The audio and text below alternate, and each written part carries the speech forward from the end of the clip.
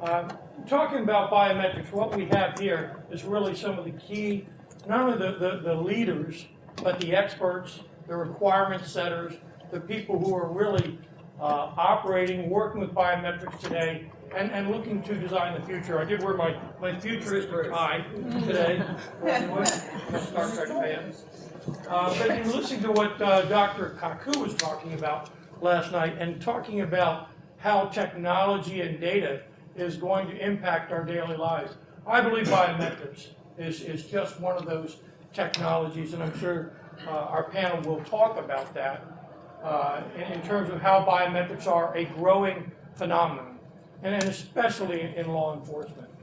And let me introduce my panel, and again, you have their bios, you have their titles, but let me start on the far left. We have Bill Casey, who a longtime veteran of federal, state, and local, who is part of CJIS FBI, but detailed to FirstNet. Angelo Miller, I think many of you all know, longtime IAC supporter from the Department of State. Jeff Johnson from the FBI, and Gervis Grigg, also from the FBI TSC. And then let me just start with a scenario, and maybe it's a little bit like what Dr. Kaku was talking about. You're a local police officer and pull somebody over, and they happen to pull over Andy. And Andy, let me ask you a question, and I'll ask a question of the audience. So the police officer pulls you over, and he happens to have a mobile biometric device in his car. And he's just pulled you over for speeding, but he wants to check your biometrics. And he wants to take your fingerprints, your iris, your face, your voice, your DNA, your gait, all of those things. Would you object to that? How many people would object to law enforcement taking all of those biometrics in a routine stop? Okay, so let me try it again. The police officer thinks that somebody has engaged in a more serious crime, and they want to take your fingerprints, your iris scan, your face, your voice, your DNA, your gait, all of these different things. Do you object? They have probable cause. Well, I think you look at the possibility of biometrics and where it could go. And if I asked you that question, and if you thought there was a terrorist in your neighborhood, a child sex predator in your neighborhood, a drug trafficker in your neighborhood, would you care if they did the same thing? And I think biometrics, not only in terms of, we think of biometrics as starting with the FBI in the 1920s with fingerprints. It has expanded to so many different types of biometrics. And talking about things like face, I know Angela is very involved in facial recognition, has a small database of 230 million photographs. Angela, where do you see biometrics going in your agency? And what is critical to your agency in terms of how biometrics are being used, and where do you see it going next? Well, we've been using biometrics, face and finger, since 2004. And so we fingerprint for all visa and face for all visa applicants, and we actually do face for passport applicants. So any of you out there that didn't raise your hand for the unusual stop, if you are or have recently received a passport since 2010, we use a biometric to make sure you are who you say you are. And so we do a lot with face and finger, and we just started with iris. We've been using it about 2 years in two of our embassies, Afghanistan and Baghdad. And so we're trying to venture out more with iris. So I think the future for the State Department will be iris technology. Face will grow. Fingerprint will be fingerprints just because the databases that we search against. But I think our future will be iris, and I'm confident that that will happen within the next several years. However, I know it has to happen before 2020 after the presentation last night. So I have to move a lot faster than I've been moving. Well, thanks. And Bill, you've had a lot of experience at the local law enforcement side, and Boston PD, a good Boston Red Sox fan here today. Happy Red Sox fan. With the Bureau, but now detailed to FirstNet. And tell us about FirstNet, and what do you see in terms of potentially biometrics either being run over FirstNet or being used to access FirstNet? Sure. Before I get into the FirstNet, I want to go back to my Boston police days. I was a Boston police officer for 30 years. And early in my career, before the ability to electronically take fingerprints, a lot of the people, I worked in a very busy area of Boston. I averaged an arrest a night with my partner. And I have to tell you, a lot of people fibbed to us back then about who they were. We brought them to a booking desk. And it was difficult because you only know what you know. So if somebody lied to you at the booking desk, and they defaulted the next court session they were supposed to appear at, you really don't know if they give you a fake name because they defaulted and they just get lost in the system. With the advent of electronic fingerprints, it was amazing. I'd arrest somebody, start the paperwork process, and within 20 minutes you'd get back a fingerprint-based biometric kit. And a couple months after we started electronic fingerprinting, I was sitting at a booking desk. Two young men were in front of me. And the first person gave me a name, and his partner told him, "Don't lie, they'll catch you and they'll charge you with it." And I realized, yes, we've turned a corner here. But FirstNet, if it had a genesis, and it probably is before that, it was 9/11. After 9/11, we saw some infrastructure damage, and it was very difficult to communicate. But if you go to Hurricane Katrina, I know that my beloved city of Boston sent a fire apparatus down to New Orleans and couldn't talk to anybody. So we've always had that problem in public safety is the how do you communicate, especially across jurisdictions. And the vast majority of law enforcement agencies, so many are on different spectrum and they can't talk. So the 9/11 Commission asked for a nationwide broadband public safety network. And it took a long time to clear the spectrum for public safety. But that's what FirstNet's going to be. It's going to be a nationwide public safety broadband network. Thanks.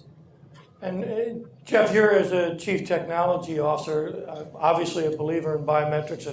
And going back to Bill for a second, we just had the Boston bombings. And if you look at name-based checks, we know we had a misspelled name there of one of the brothers, which led to them not being rapidly found. And we actually had a retired DHS secretary who said that biographic was just as good as biometrics. I think all of you all would disagree with that. And in terms of Jeff and biometrics and you as a Chief Technology Officer, where do you see things going?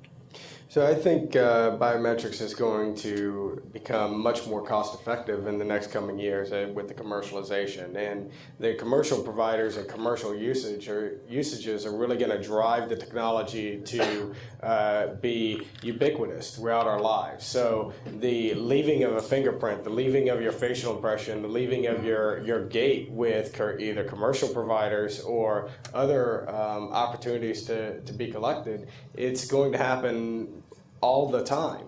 I think the next question is, how compatible is that? How useful is that from a law enforcement perspective or for the commercial side, a marketing perspective, in order to truly identify who the person is, and how can that be used appropriately with the appropriate respect for your expectation of privacy? We're already seeing a decoupling from the biometric devices through the back-end systems and the search mechanism, so that we can now essentially capture a fingerprint with a standard commercial device. There's nothing special about that endpoint, and it really drives the price point down to make it more ubiquitous throughout our daily lives. And then on the back end is, what's the confidence of our matches, and how do we ensure that through that decoupling, through potential degradation in clarity and quality of the captures, how do we maintain the level of confidence, whether it's reasonable doubt or beyond the shadow of a doubt? We need to make sure that we have confidence that we have both the precision and the recall that's appropriate to make the appropriate law enforcement decisions. And I think as technologists, those areas, as we can push them, will help our law enforcement customers. So, and we were talking last night, you were talking about the need for greater accuracy, and how do you see the private sector helping you get there? I think when I think about accuracy, and I really think about both precision and recall, and a lot of times I hear people say that they just want a simple Google search. They want to be able to type in the search terms and get the results that they expect back. And what I usually ask them is whether the person who clicked through before them got it right, and do they know that? And I think it's fine to have the Google approach if you're trying to sell stuff, if you're trying to charge for a click-through. But if you're trying to have a comprehensive analysis on who do we know and who is possibly linked to this crime, there's a higher level of confidence that's required. There's a different approach to that precision and recall that is somewhat unique to the way that we do analytics in the FBI. So they don't really want a Google search. They think they want a Google search, but my customer doesn't really want a Google search. They want an accurate, comprehensive analysis of what we know and how it might pertain to the evidence that was left at the scene of a crime or the intelligence products that we're looking for against a threat adversary. And Gervis, you're involved in all of this through law enforcement. And when you think about law enforcement, I mean, all of you are involved in law enforcement, and certainly the Bureau is collecting things like palm prints and DNA, but those aren't collected everywhere. Where do you see things going? Well, I think it sort of takes it back to what is the purpose for biometrics, or how is biometrics used? Law enforcement uses biometrics or even biographics, that's names and identifiers, for two primary purposes. One, identification, and two, verification. Identification is, who is this person? Verification is, are you who you say you are? And so when you begin with that premise, it then leads you to some natural conclusions. I think Jeff, kind of walking back across the panel here, you see a major federal entity is gathering large amounts of biometrics as it relates to people coming to our country, crossing our borders, applying for visas. So you're beginning to see this growth in the marketplace of larger and larger collection pots of biometric data, whether it's being done by a federal agency, state and local, as Bill was mentioning in arrests, or in the commercial space. We recently saw the launch of a new feature on a major cell phone, which has biometric capability. We saw that a number of years ago. It just never really took off on laptops. If you remember, there were a number of laptops over the last several years that attempted to try to use biometrics for identification, to avoid using the password, pins, and so forth. Never really took off, but now with the mobilization of devices, you see more and more people wanting to use those. I think when you go back and you look at where things are going, I think we're going to see a larger and larger collection, both in the government and commercial space, of biometrics. You're going to be able to see as Jeff said, the technology become more ubiquitous so that it is more common in the workplace. And you're going to see people's acceptance of biometrics increase, because they'll be using it in their daily lives for verification and identification for their own personal services. And there will be the expectation that government will use it in some of its features, but there will be that commensurate and appropriate expectation that the government will protect the privacy of that information. Because unlike a date of birth when you were born, which is somewhat of a public record, in other words, an individual can go and verify that independent of you, biometric is something that you are the source of that information. And so there's a greater expectation, as there should be, for privacy, because you are the originator of that information. And we've always believed that biometrics protect your privacy, right? And Apple buying Authentic and putting a fingerprint on a smartphone certainly introduces biometrics in a way to the masses, for the consumer to begin that. But in terms of we talked about social media, how do you all see biometrics in social media? Angela, you have a very large facial recognition database. We're looking for somebody. Should we be searching Facebook using your database to match up with somebody? If one of you all has information, knowing that somebody came in the country, knowing that that person is a bad person, should we be allowed to search all of the available social media databases to find that person? So let me start with it. I'm not diplomatic security or a fraud prevention person, so I'll start with that. So this is Angela Miller's opinion. And my opinion is yes, if the data is out there, the more data that you have to search against, the better. And so like you said earlier, we have 230 million faces. And, my goal in the visa and passport process is not to be the police officer. I'm not looking for fraud, but it happens. So I am looking to support the goal of people coming into the United States or leaving the United States with a valid document. And so I see myself as the first line of defense. So if I'm at the CBP and someone comes with a passport or a visa, I want to make sure from a State Department perspective that we've done everything possible to make sure that this person that is coming to this border is who they say they are. And so there's the information that's out there. But if I am a diplomatic security person and Angela Miller, turned over some fraudulent documents to him, what is out there for him to use besides what we currently collect? If it's Facebook and he wants to search and say, Angela Miller is not Angela, this is her sister, that's good information to have. So yes, I think social media should be used. How often do we use it? I don't know from that perspective, but I have so much data within my database that I don't really go out to the social media to look for fraud, because that's not what I do. And talking about biometrics turning into digital identities, Bill, as you're building FirstNet, biometric identities can be used for logical access.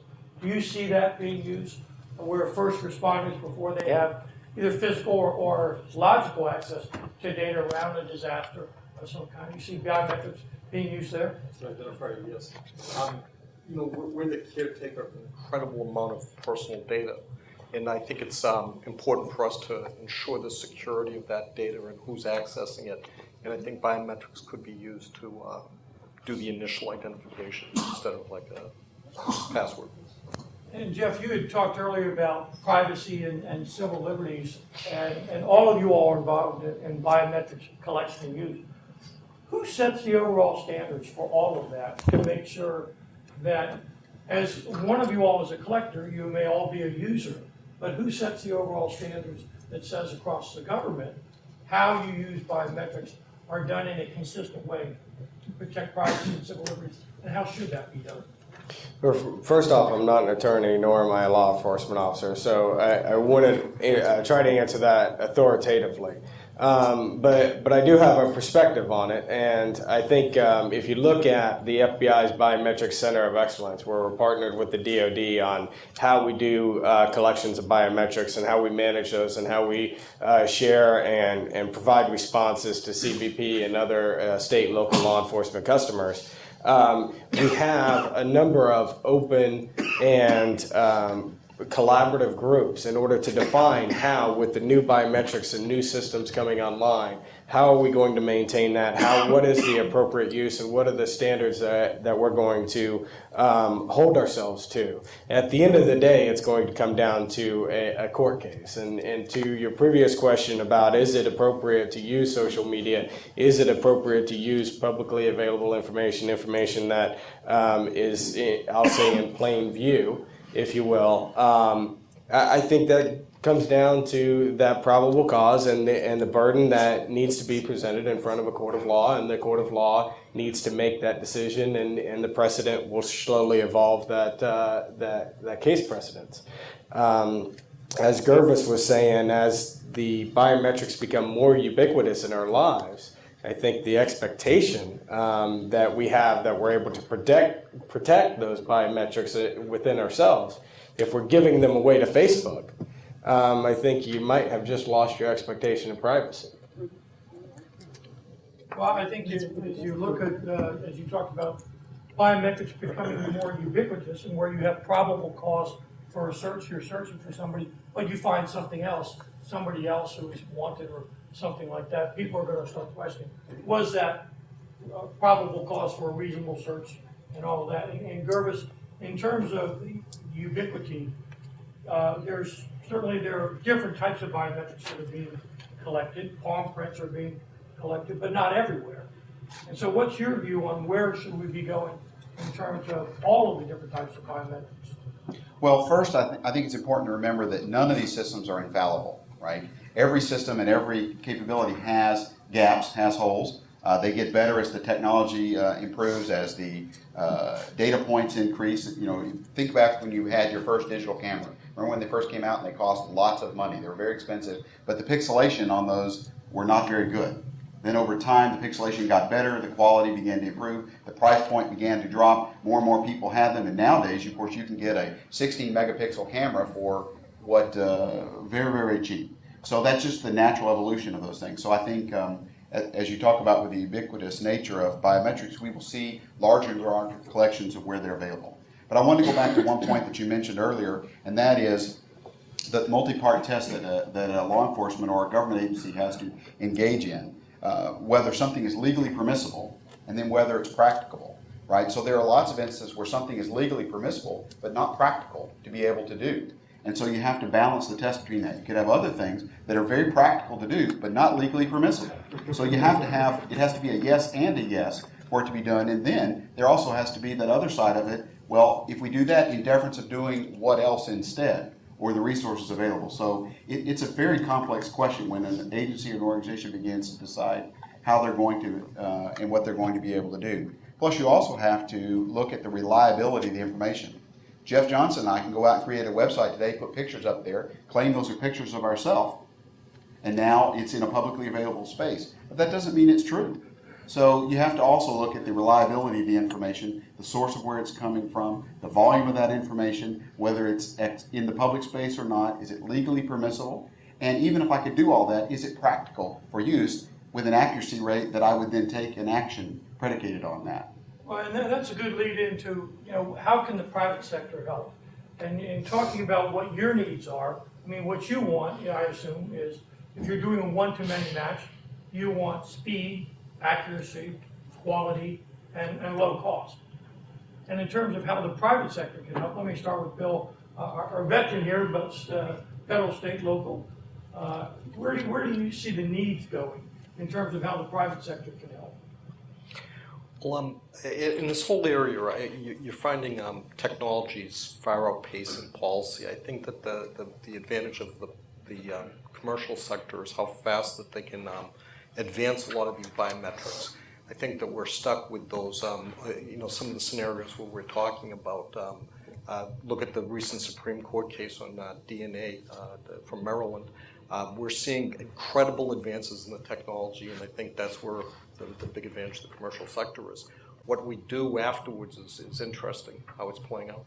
And Dr. Kaku talked about yesterday how much DNA sequencing has gone down in price dramatically. From, I don't remember the starting number, but down to $100. And when that drops down, then we can start checking the DNA of everybody very quickly. Angela, in terms of how the private sector can help you. Well, there's a couple of things. You asked earlier about standards. There is an international standards organization, ISO. There are standards out there for live capture, face recognition, and other biometric modalities. And so those standards are important not only to the government, but to industry. And I think if we adhere to some of those standards, that will make it easier for the government to be able to transfer data and do a lot more data sharing because everybody's adhering to the same rules. And there's also ANSI-NIST standards, National Institute of Standards and Technology. And those standards are important. So if I, Angela Miller, was looking for some technology, I am going to use those standards. And so when you from the industry come to me, if you're not adhering to those standards, you really can't help me in that way because there are standards out there that we all should be following at some point. Also, quality tools. So some of you are out there that are vendors. Like for fingerprint, an example of fingerprint, there are quality steps built into a fingerprint scanner and actually an iris scanner, but there are not quality steps built into facial recognition. And so we have to go out and search for our own quality vendor to make sure the quality of the data is good. And so all of that should be coming up front. So a photo shouldn't get into my database if it doesn't meet these certain quality standards. I shouldn't have to then go on the back end and make sure that I have good data. I think that's up to the person up front to be able to do that. So I think the standards is a big part, the quality is a big part, and at some point, digitalization is going to be major because if I want to go in and change a photo of myself, it is hard for me to then recognize what changes are made. And so at some point we have to come together and be able to say, this photo was digitally altered, and these are some of the things that were altered. There are some good alterations like quality to make that better, but if you just, go and make yourself a whole different person, I need to be able to see that from a digital photo. And right now, I think we're steps back from that. And so I think we need to work together to be able to figure those steps out. And Jeff, I know you're very concerned about accuracy, and where do you see the private sector helping you? So I think, like Angela was saying, building those systems that can detect quality and make sure that we have the best data available, if it's an enhanced image or if it's an enhanced representation of the image as far as an identification of the points on a fingerprint or something else. Making sure that we have structural standards and architectural standards so that these are readily shareable and commoditize the endpoint capture devices, because we need to have the ability to make these decisions and really enable an analyst or a law enforcement officer to make a decision at the point. Right, a state trooper at a traffic stop, if he pulls over a dangerous felon, he needs to know that pretty quickly. That's a life safety issue from the FBI. A Customs and Border Patrol agent on the border, right now we're returning feedback to them in less than 7 seconds, and that's our SLA for Customs and Border Patrol. And they need that information. They need that right now. That is a life safety issue. That is the security of our nation on the front line. So how can we find ways to transact against these large amounts of data, these complex matches that we have to make, and we have to make them extraordinarily quickly, because these are split-second life and death decisions that have to be made on the front line of our law enforcement and national security each and every day. When we rolled out our most recent advance, AFIT, on top of AFIS, we ran the two systems in parallel for 5 days, and in those 5 days, the FBI was able to make 910 matches that it would not have made in the under the previous system. And those are convicted felons. Those are true bad guys that are potentially applying for jobs, that are applying to do foster care and other things, even though they have rap sheets and convictions, and being able to make those matches more effectively. And again, we had a really good system over 2 years ago. Our system is that much better now, and we need to continue to improve that, because every one that gets through is a life safety issue. Well, I'm thinking about facial recognition going back to the Boston bombings. I'm sure everybody remembers all we had was the two photos, was just their face. And if you think about that unfortunate local law enforcement officer who was killed by them, if he'd had instant facial recognition, would that have helped save his life?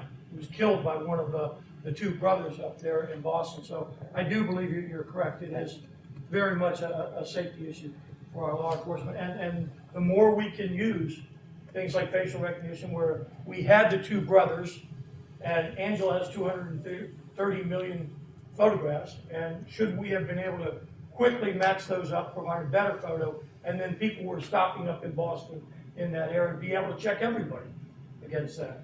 Or if you had suspicion they were at a Red Sox game that night, should you be able to scan the crowd and look for those people? And I think where you have the probable cause for a bad person, I don't think anybody's going to object there. And to your point, speed counts on that. Obviously, those pictures were found relatively quickly.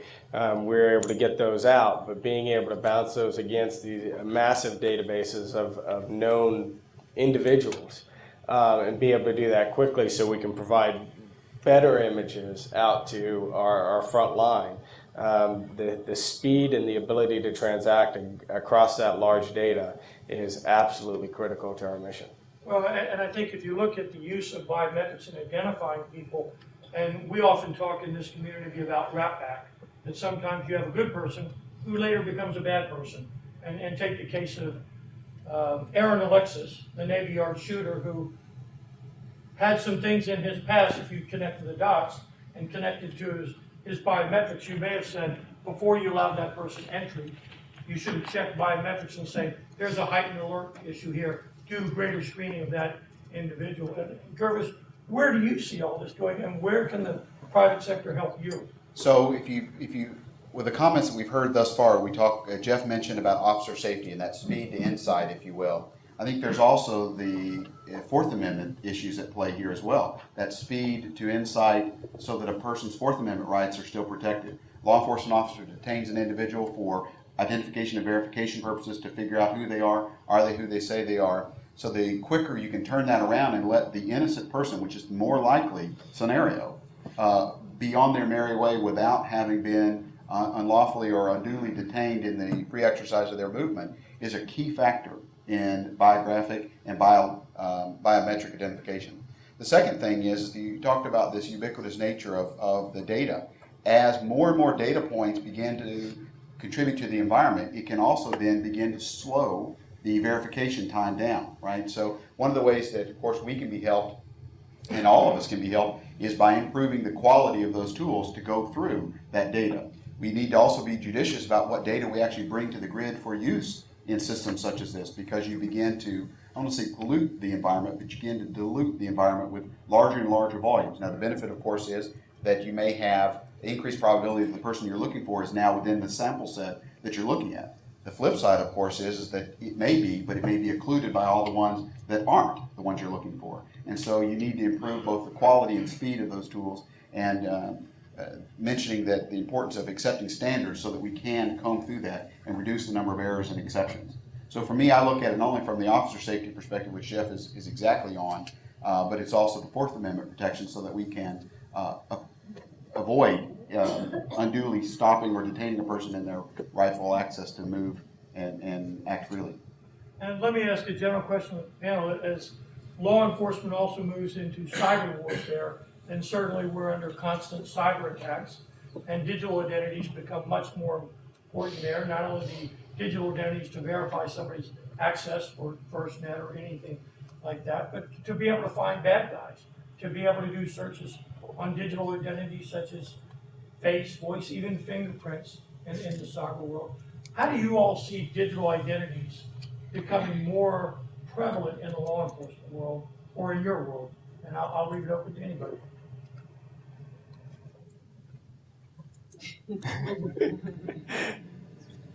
Well, In terms of collecting, say, voice, which is more of a digital identity. I think there's always going to be markers of an identity that law enforcement is going to attempt to use. And again, I think it goes back to really what you've heard us talk about throughout this panel is that balance between the threat and the safety and the protection and service of our nation, as well as making sure that we aspire to the ideals of the Constitution, the Bill of Rights, the Fourth Amendment, to make sure that we're trying to strive for that balance and allow us to have an open dialogue on how those modalities, how that information is appropriately used, stored, retained, secured, and shared. As we move forward.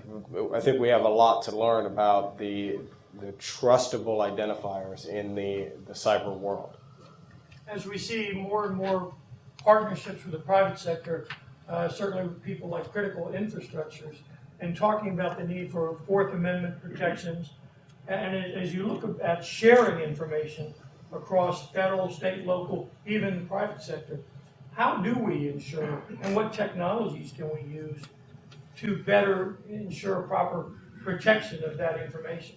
Anybody want to take that one on? So that's a part that we haven't really talked a lot about on the panel, and that is there are individuals out there who commit fraud and attempt to steal persons' identities. You pick up any paper, pick up this morning's paper, I guarantee you somewhere in today's paper is a terrible case about an identity theft. It is a growing and significant problem. So imagine the world where we now are making greater and greater reliance on biometric as the authentication as opposed to biographic. Username, password, PIN, name, date of birth, social, some other alphanumeric identifier. Now we've moved to biometric. Well, imagine a scenario where an individual is capable of replicating the biometric and then using that to propagate. And now as systems have become more reliant upon biometric, they say, well, you must be because biometric is more foolproof than biographic. Right, so there's a danger there in accepting that premise without verification. So I think that's going to present really big challenges for us in the future in the commercial space, to be sure, and to a degree in the governmental space as we become more reliant on biometric for identification and verification. how do we make sure that those are not hijacked or used for fraudster purposes, where someone can take over your identity and then now this gives them the speed pass into whatever it was they were attempting to do. Go ahead, Bruce. When you referred to the Boston Marathon case earlier, I was thinking that that was a unique case. Here you get the finish line of the Boston Marathon, one point that is so heavily laden with cameras. You had the commercial sector, the stores along the area that ultimately had some great pictures taken of the two suspects. You have all those people just looking at their loved ones crossing a finish line taking pictures. How did you get all that information into the authorities afterwards? It taxed us technology-wise, but it was a great partnership when you think of it between federal, local, state, and the commercial sector. But it also creates, when you look at historically at a crime scene, fingerprints was our gold standards for years. Now you've got the ability to take images, and the whole aspect of facial recognition, what we're going to do in the future, is far outpacing, I think, the traditional uses of fingerprints when you're dealing with biometrics. Well, and I think that is a question when you get to privacy and civil liberties. As we become, like Dr. Kaku talked about, cameras everywhere, and really becoming a little bit of a surveillance society, how do we legitimately balance the use of all of those images versus people's privacy expectations? I think it's a great question. Jeff brought up earlier the expectation of privacy. What expectation of privacy do you have on a public street, Boston Marathon again, Boylston Street in downtown Boston? You're standing there. What's your expectation of privacy? But I think Justice Sotomayor in the Jones case has started to have the Supreme Court looking at these issues where she said in that case, do people expect to be photographed 100 times when you're standing on a public street? I did go to law school when I was a young police officer, so it's that the privacy rights, and in my career with the FBI, we're so concerned about privacy rights. But it's interesting when you're dealing with when you're standing in the middle of a public street. Well, you talk about speed pass. I remember when they first implemented that, and they were taking people's license plate as they were coming to them, take a picture of who was in the car. Right. And people didn't mind their license plate being taken, but they didn't want their pictures in the car in case they didn't happen to be crossing that particular speed pass lane with somebody other than their spouse in the middle of the day. Gervis made a great point earlier. It's just because you can legally do something, is it okay? I mean, that's a great example where you look at state by state, and once people get the chance to vote on it, they're sitting there going, well, do I really like that?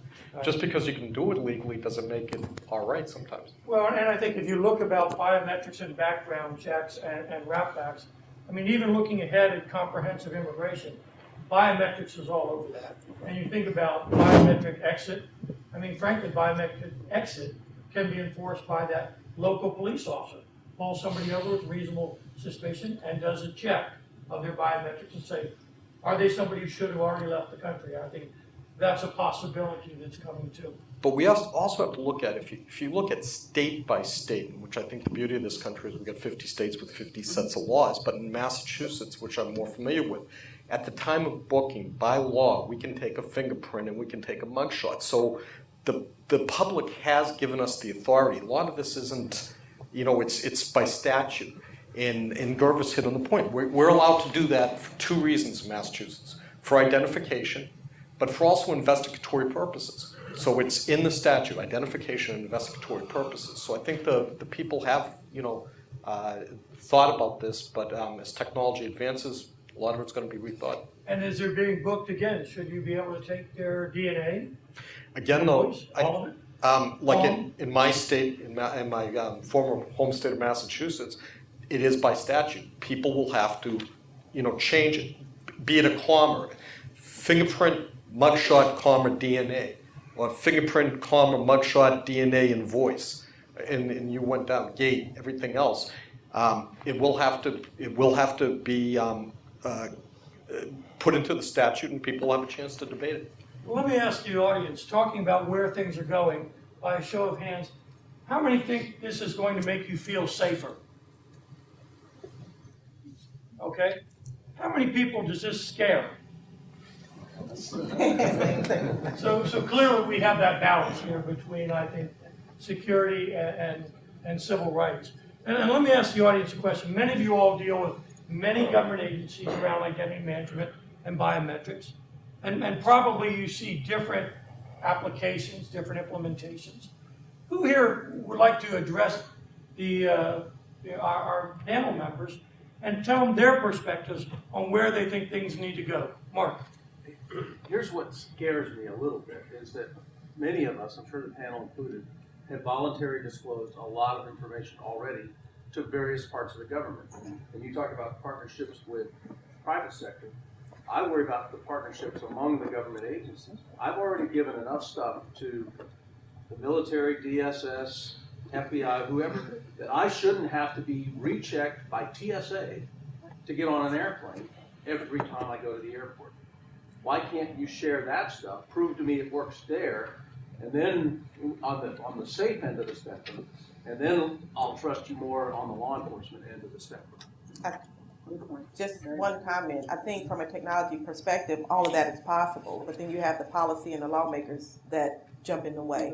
So I don't think it's the technology that makes it impossible. I think it's more policy that we're going to have to get over, and some of the legal implications that we'll have to get over. But technically, you know, sharing data is all possible. I mean, we do it every day. I have, within the State Department, I have over 10,000 external users that log on to check the data that we do have.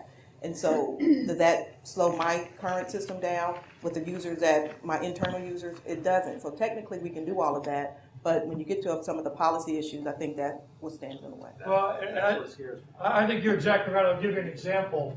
That Angela's former boss, Maura Hardy, the Assistant Secretary for Consular Affairs, came to DHS and said, I think I hold just about every clearance possible. Can I get into TSA's Trusted Traveler program? And the answer was no. And that's not a good answer, you're right. That if you have already voluntarily provided this information, how can the government, when using it for other access decisions, like getting on a plane or other things, use it to put you into that status of, you're a good person, you should be allowed to go through the easy pass lane. And to some degree, if you can exclude people in that category, it speeds up your process and gives you a better chance of actually finding a bad person without having to sort through those of us that have been trusted for whatever. Remove the hay. Yeah. Gentleman back here.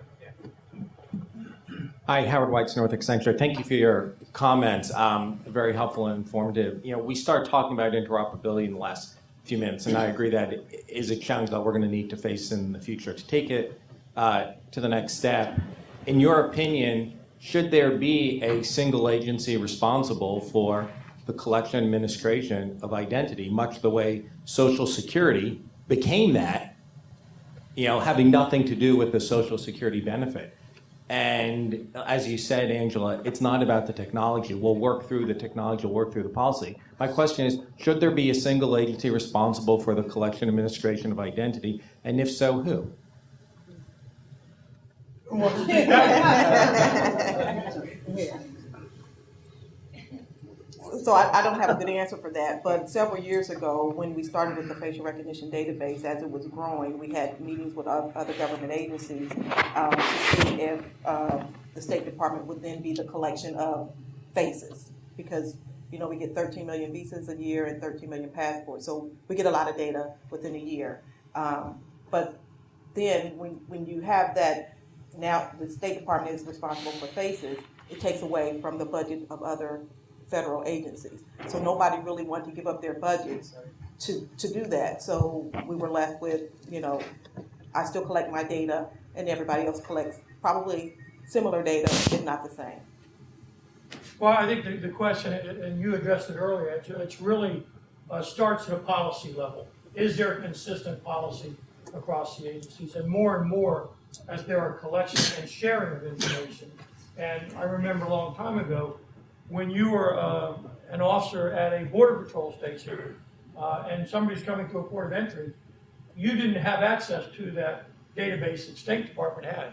The first time we put that in place, when U.S. Visit was launched, shortly thereafter, we had somebody who slid through their visa. The visa was read. It reached out to Angela's database, and the guy standing in front of there, what pulled up was a photograph of a woman, and he had photoshopped his picture on top of hers. And that kind of sharing helps. But I think the question is right on. If we don't have one single agency and we're going by the way, same path in digital identities. How do we unite things like the policies around data protection, and how long you keep data? How do you share it appropriately? What are the acquisition approaches? Because when we got together as the Department of Defense, Department of State, Department of Justice, Department of DHS many years ago, and presented a united front to the industry responded with a common solution, not just a single solution for each agency. So I think that's a right-on question. Lisa. I just wanted to ask, I've gone through again clearance, I went through global entry, so I've got the card. But I think there's some disconnects, and you guys all talked about it with the private sector as well. Because even though I took all the steps, I still went to the airline and they're like, oh no, we don't have this registered. So I said, here's my card. And then they just let me through. So then I'm going, okay, how secure is this? I mean, do I have an innocent face? But it's that. Again, it's tying, I think, private and the public sector. How do you connect those dots? Because one airline is going to be stronger than another. Well, and again, you're asking the question of what is appropriate sharing to allow you access to get on a plane. And I think, actually, if you look at the UK has an identity program, and they have, I think it's 12 principles. You really ought to look them up under their identity assurance program. They're very simple, that only I can give you my information, and only I can give you access to use it. But I think if you ask people, you have my information already taken. Could you share it with other government agencies for other access decisions? The answer would be yes. Well, it depends. I mean, I know I had a conversation with somebody that was donating her time to a local soccer team, and she had got a fingerprint check in a particular state in Florida that I think is a great example. And she said, well, you already have my fingerprints. We don't retain those fingerprints. Right. I mean, the military, I think, was a great example. We want to identify remains sometimes, so we retain certain databases. Police officers have a terrible tendency to touch things at crime scenes, so we retain fingerprints on them so we can exclude them when we're doing a crime scene. But I think the public is probably unaware that we don't retain a vast majority of the checks that we have. So again, it goes back to the technology outpacing policy. I think it's a policy question more. Why are we capturing certain data? Why are we retaining it in the cases where we are, and what are we using it for?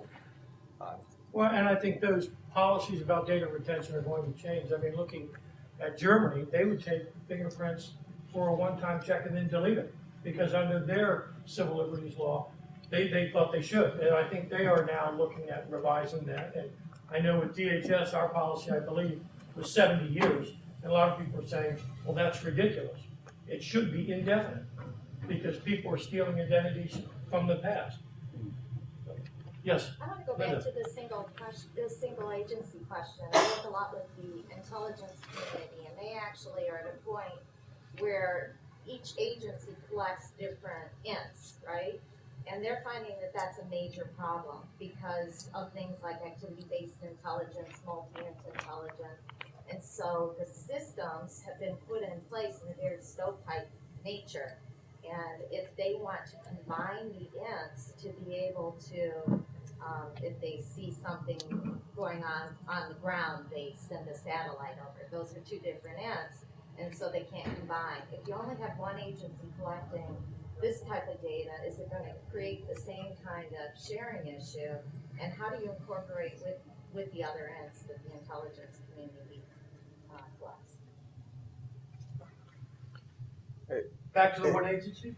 Well, again, I don't think this is a technology problem. I think we've been doing fingerprints since 1924 at the FBI, and I think we have a really good understanding, one, how to collect fingerprints, how to store, manage, secure them, how to share them with other agencies. The question is, to the policy question of where should they be retained, how should they be retained, how should we be able to attribute those to a specific individual, and what questions are we able to answer against which repositories. And so if we have a latent fingerprint from the scene of a crime, and one of you law enforcement officers can jump in here, we may not necessarily check that against every fingerprint that's ever been taken in the history of the United States. We may check that against the criminal fingerprints that the state and locals have captured in their bookings, right?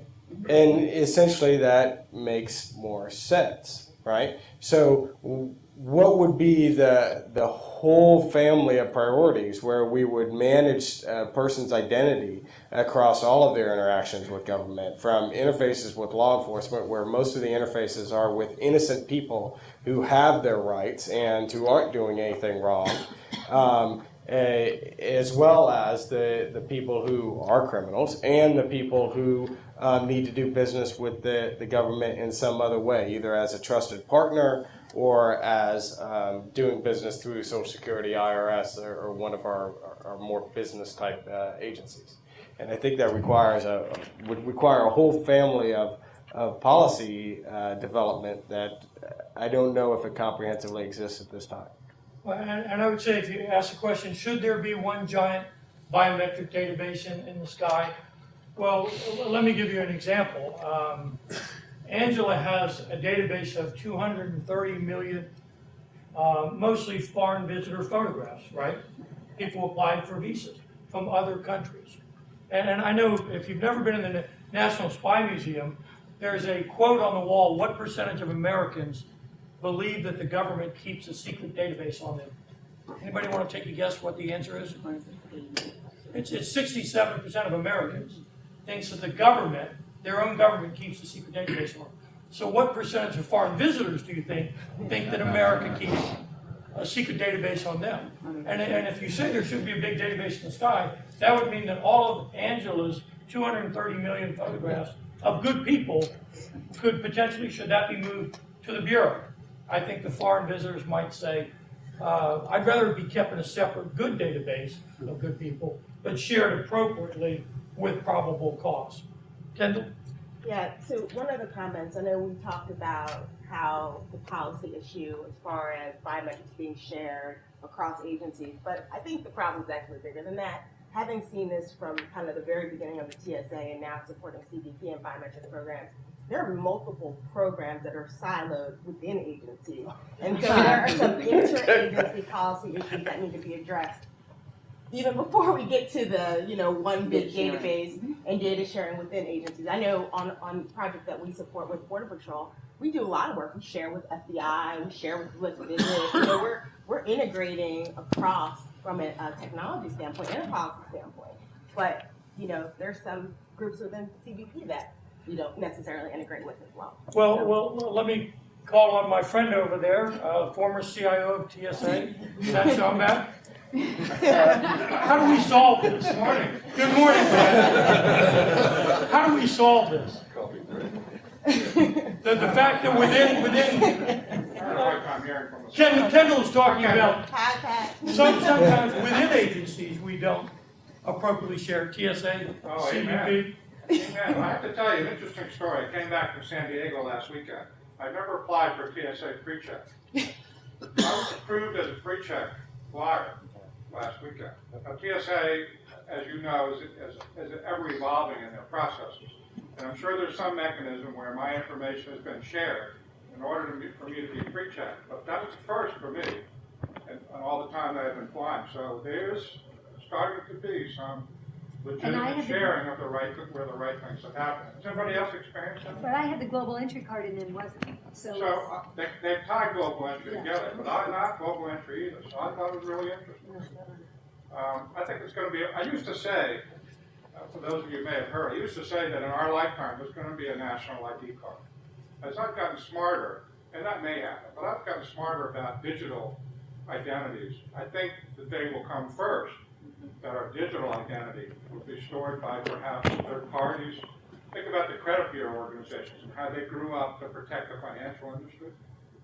Think about how that kind of a role could be adopted for identity management as a whole, for all kinds of industries, not just for government. Well, and that is the President's national strategy for trusted identities in cyberspace, coming out of the cybersecurity policy review that said simply passwords are broken. Anybody who doesn't know that is living in a dream world. passwords were invented by IBM back in the 60s, and they are the most easily obtainable things today, which means if they have your password, they are you, they can get into everywhere. And the president's strategy says the private sector will develop these digital identities and the government will use them. And I think that digital identities is going to impact all of these law enforcement missions very soon. Somebody else in the audience wants to comment on how the government can better leverage what's in the private sector to improve identity management and biometrics? I have to call on you, Mike Butler. This is the godfather of the CAP card and everything else identity management in government. I just would like to relate just to what we've gone through for the last 4 years. And the policy goes out of the way because Congress set a law that says... Speak up, please. That there's a law that required TSA to allow military folks to go through the airplane, the flight lines and check for going on a flight. And the Department of Defense was supposed to provide the data for it. So they came to us and we actually built a pilot. It took us 32 man-hours to build it. And that 32 man-hour pilot is now at about 14 airports. So that works. But the second part is, and TSA came back to us and it was the right thing, that requires equipment and they wanted a back-end database transfer. That also, it would take us about 30 days, and we have been negotiating that for 2 years. Oh. And the 2 years has been partial, not really between TSA and, I mean, technically it's easy to do, and it will be done by Christmas. The cost of it actually was the biggest problem. It was $200,000, right? And 2 years to get somebody to ante up $200,000 these days for something that's going to impact millions of people. So the bottom line is that's by law, it's easy to do, yet all of the different pieces and all the lawyers and everybody else that gets involved in it, it's just too hard, right? And we have to do something better in this country to make this work better. So, I mean, that's my comment. Well, thanks, Mike. And I think as we look at sharing, and I think some of the panel members alluded to this, as we share information, you can share information about good people, but if you get it wrong, and I know this from DHS, there's a lot of different databases, and if I'm populated as a bad person by accident, by something that's wrong, and by the way, I'm a classic identity management person. When I was at DHS, I was denied being able to get on a plane at National Airport because there happened to be another James Williams. And beyond the fact that I happen to have an identical twin brother, I am a complete identity management mess. But the question is, when you start to populate and share across databases, how do you have those proper protections for the false identification? Or somebody could allege that Mark is a bad guy, and then all of a sudden across all of these databases, he's a bad guy. And do we have the proper redress procedures across government to address these kinds of issues? Let me speak to the first part of your question. Traditionally, the U.S. government and most governments across the country depend on biographic as their primary means for identity verification and biographic meaning your name, date of birth, or other alphanumeric identifiers that have been assigned to you. I think someone mentioned earlier about social security numbers and how that was begun not for the reason for identification, but for the distribution of benefits. So most mechanisms, most institutions are organized to verify your identity through a biographic, right? As we move to biometric, then that becomes another layering. I am familiar with events where, as you said there, a person can have the same name, and in many instances, you can have an individual that can have the same date of birth or very close. So what then becomes the delimiter to be able to distinguish or disambiguate?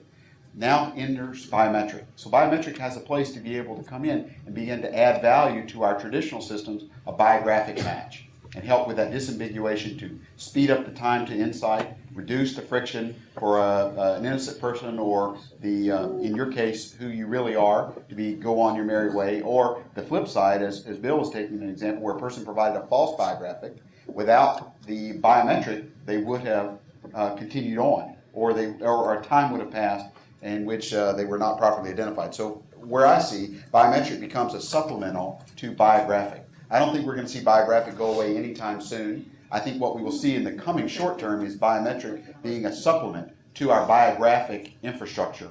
Whether that will eventually eclipse and outpace, time will tell. I think Jeff mentioned as we see it become more common in the commercial space, it will become more familiar to people to use, and it will be, and the price points for it in the commercial space will go down, which will help the taxpayers as well, because then government will adopt those and be able to do it at a cheaper, faster, better rate. And let me ask you talked about the private sector, you said, and certainly for civil background checks, more and more people are moving to biometrics because, surprise, surprise, bad people use different names. That's if you're somebody like a child sex predator, we all know that. So if you're looking for a civil background check on a teacher, the league coach, somebody who works with the young, the old, the sick, the vulnerable, how much do you see that growing in terms of the private sector leveraging this? And how much do you see them starting to use the kind of continuously vetting or wrap-back processing? Bill? It's huge. I mean, I believe over, and I might leave this for Jeff, but I think over half of the submissions now are for civil purposes around the country. You move your mic. I believe the collection of civil fingerprints I know is huge. Some states, and again, it's the retention issue.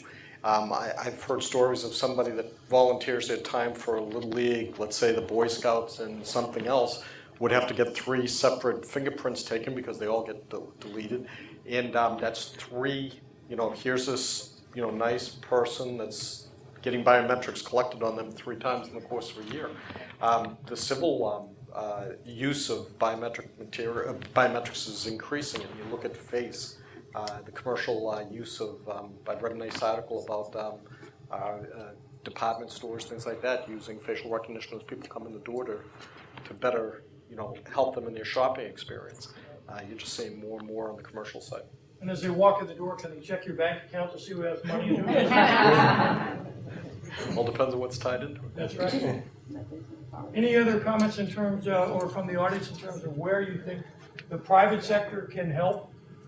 Coming from either side. Let me go down the line. Gervis, anything else you want to add to that? So one other thing, we've talked about almost exclusively point of sale transactions. A person comes to a border, a person is stopped by a police officer, a person applies for a benefit, and then a check is done, whether currently today by and large biographic, but now we're talking about biometric. So a point of sale transaction is done, an identity is verified or not verified, the transaction goes through or it's denied. Well, as we know, intelligence and information changes. People don't always stay what they are. Now, my DNA doesn't change, but my actions do. So today I may have been vetted and came up with green. Next Thursday, if that question had been asked, it could be red, because there could be new information that had come to the grid that would change my disposition. Where I think it's going to present challenges for both government and private sector is this constant revetting at what repeat interval is appropriate. Right now, as Bill mentioned, we don't, in many instances, by statute, retain information for point of sale transactional activities. And so we recapture it again and again and again and again as those things come up. That may be a societal choice we want to keep. Flip side, for efficiency or for some of these revetting, we may want to, in certain instances, be able to retain that data so that we can do that constant revetting at whatever interval we deem to be appropriate or permissible. I think those are going to be some of the challenges we as a society are going to have to decide as to what's appropriate and how far. Well, I couldn't agree with more. And again, looking back at Aaron Alexis, the Navy Yard shooter, somebody who was vetted for a clearance level, but then had mental health issues, then went out and bought a number of guns and had other issues. Is there a way to properly, continuously vet that person to connect those dots? And then at some point in time, if you're actually doing biometric screening at a federal facility, to say this person needs to have dynamically a higher level of screening as they're coming through, because connecting the dots, mental health, recently bought guns, all of those things. So the question is there a way to do that? And I think if you ask the Navy Yard family victims, they would say, yes, you should have done that. Jeff, anything else to say? Again, technically, it's possible to do that. Well, it is. Not a technical issue It at all. is technically possible. I would tell you in health IT, which they're discussing somewhere else, You think about losing your identity through a financial transaction, you have financial damage. But in health IT, two things, mental health issues and substance abuse issues are probably some of the most sensitive issues there are around. And you've got not only HIPAA, but just all the other concerns. Once that information is out there, it's not like you had $100 stolen from your bank account. Everybody knows. In fact, there's a recent health case, I think it's in Business Week, somebody took metadata of 20 people by zip code, health IT data, and narrowed it down to individuals saying, this one executive recently committed suicide. And the guy was mortified to find out through metadata you could find that out. So it's not only the individual records, it's the metadata also that I think we have to be careful about. I think it's important to note that biometrics is one mode of multiple modes that we use for identification and validation of that identification. We talked last night about the passwords may be broke, right? But they are useful, usually consolidated with another mode, right? There are a number of white papers, a number of positions about how to break nearly any biometric and how to commit fraud against that biometric, right? We all know that something that you have is never good enough because people steal things that we have, right? We talked about the component of where a person is, and we all know that that's been spoofed for a number of years, right? So how do we as technology providers identify those quality systems, the fraud detection, the standards that we can provide through these tool sets and through these architectural designs to be able to maintain that data in the most reliable, confidential, high integrity, and available place that we can provide it, and then be able to behave on that in accordance with the policy and the law as that develops and evolves, and this information becomes more reusable throughout our lives and the various transactions and decisions and reputational impact that it has. What I think is great about this panel is every one of them are committed to protecting good people, catching bad people, but also protecting our civil rights and civil liberties. And we are a very open country, and it is both a strength and a weakness to be that open. Angela, anything else you'd like to add? Well, quickly, I think we kind of need to soften the blow on what biometric data collection is for not only half of you in the room that raised your hand, but for the American public. Because when you are overseas, I went to Dubai, and they have an exit program where you just look into the iris camera and the gate's open. They also have ATMs that you walk up to, and you look into the iris, and it opens up your bank account for you. And so I think, a lot of other countries are not, don't feel the same way as we do as when we say we have your biometric capture. But hopefully one day you'll understand that, it's a convenience, although, Big Brother's watching, it is a convenience. And, we talk about getting to the airport and we're standing in that wraparound line at Dulles for an hour and a half trying to exit. I mean, these are ways that we can help the program, from an U.S. visit exit standpoint, and just, having biometrics in general. So I think, trying to soften that blow as to just because law enforcement takes your fingerprint as a criminal doesn't mean that any biometric that is taken is of criminal intent. And so I think we need to soften that blow for biometric collection for the American public. And Bill, your last comment too, and you look at biometrics today, and if you had to predict the growth of biometrics now, 5-10 years out, what would you say? I think it's going to boom in public safety. Every teenager that I notice carrying one of these things. In Boston, I couldn't afford to give, when I was in charge of admin services, every police officer one of these because of the monthly service charge that would have to pay to a commercial carrier. FirstNet, hopefully once we build the network, we'll be able to give these to everybody. You mentioned TSA not being able to get on a plane because of a duplicate name. Biometrics is a way that, hopefully, you're not going to have a duplicative fingerprint. And if we can get a cheaper way of being able to let people use fingerprints, those devices you mentioned earlier, fingerprints in cruisers, taking facial images and getting them over a network, If we can get a lower price network, I think you're going to see a boom on the use of it. Well, I would have taken biometrics when I was at National Airport. I gave them name, date of birth, DHS badge, social security number, and still they wouldn't let me on the plane, believe it or not. So I would gladly take the biometrics. If you don't mind, my favorite Dubai story, going to Dubai, and they use iris scans for their trusted traveler, and when we went there, they told us we would never use fingerprints. That's non-hygienic. People would not put their fingerprints down on something that somebody else has touched. So they said, would you like to see the system? And we walked in to the next door where people were coming in. This little old lady was going like this, trying to get her eye, and one of the guards grabbed her from behind like this. And he had his finger in her mouth. That was their biometric hygienic system. I was trying very hard not to laugh. Anything else from the crowd? Please join me in thanking our panel for being here.